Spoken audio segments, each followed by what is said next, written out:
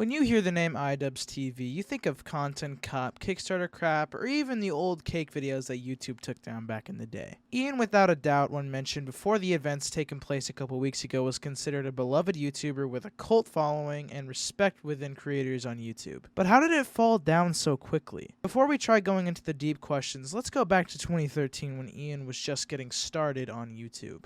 Ian Carter was just a normal college kid who was going to college and taking YouTube as a hobby, which eventually ended up graduating college with a bachelor's degree in business management. At the time, his parents encouraged him to get a job, but his YouTube channel at this point had grown enough to pursue it as a full-time job. At this point in time, Ian was just posting Kickstarter crap videos on his channel. It'd only be until he started uploading comedy videos that related to unboxing that grew his channel more than the channel was already at. Bad Unboxing was a series that Ian would normally upload videos of him opening his P.O. box and seeing what his fans sent him through mail. Now, you might say that it's just a generic unboxing videos, but the spin that Ian put on these videos made them funnier to most of his audiences. The offensive humor and terminology that Ian would include in these videos made fans want more of these videos. What Ian was sent each time he uploaded a bad unboxing got crazier and crazier over time. Originally, the idea of the unboxing videos was just because at the time they were getting trendy and blowing up channels like crazy. But the success would not be the only success he would be getting from his comedy. Filthy Frank, Max Mofo, and iDubbbz are an iconic comedy trio within the YouTube world. The edgy collabs that these three made were legendary and made them 10 times more unique and funny. The most notorious videos they made was the Cake Trilogy, which eventually got taken down years later. It doesn't take a genius to know who all these guys are.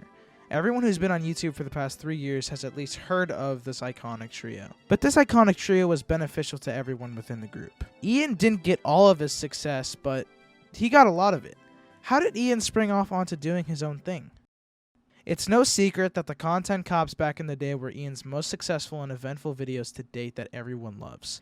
He first started making content cops when he first called out Jinx Reload, a reacting YouTuber who never put credit into his videos and pretty much ripped the video entirely. This series of Ian calling out other YouTubers that were popular at the time, such as Leafy is Here, Keemstar, Kids Channels, and Rice Gum being his most popular video to date. But why was this series his most popular and beloved series? Most people enjoyed watching the video because of the way Ian described his criticisms. Ian giving constructive criticism and making edgy dark jokes with that had a combination for success at the time. But unfortunately, Ian would no longer pursue these content cops, his last being 5 or 6 years ago. So why did Ian stop pursuing content cops if it was gaining him the most popularity? iDubbbz's content cop absence wouldn't be addressed, and Ian simply said that he wanted to stop doing edgy humor, which in its own right most of his fans respected. The maturing part of the story is when he started making documentaries. Now, these documentaries would be hours long, and people for a while actually liked the documentaries. They pulled in tons of views and were well thought out videos that the whole community respected for a long time. But this wouldn't be the case for the long run.